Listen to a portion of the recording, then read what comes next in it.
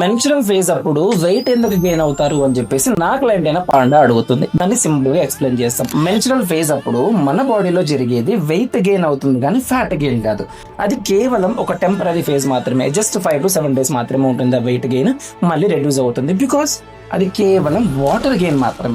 అసలు ఈ వాటర్ ఎందుకు గెయిన్ అవుతుంది? మీ పీరియడ్ సైకిల్ ముందు హార్మోనల్ చేంజెస్ వల్ల మీ బాడీ వాటర్ ని హోల్డ్ చేసుకుంటుంది, రిటర్న్ చేస్తూ ఉంటుంది అనమాట. అండ్ ఆల్సో మీకు నార్మల్ గా వచ్చే క్రేవింగ్స్ కంటే ఆ పీరియడ్ వల్ల హెవీగా హంగర్ క్రేవింగ్స్ అనేది వస్తుంది. కొద్దిగా ఫుడ్ కూడా ఎక్కువ తీసుకుంటారు. కార్బ్స్ ఏం చేస్తాయి? మీ బాడీలో కొద్దిగా కార్బ్స్ ఎక్కువ అయిపోతే వాటర్ ని ఎక్కువ కూడా అబ్జర్వ్ చేసుకుంటాయి. సో మీకు వాటర్ రిటర్న్ అవుతుంది, మీకు బ్లోటింగ్ కూడా అవుతుంది.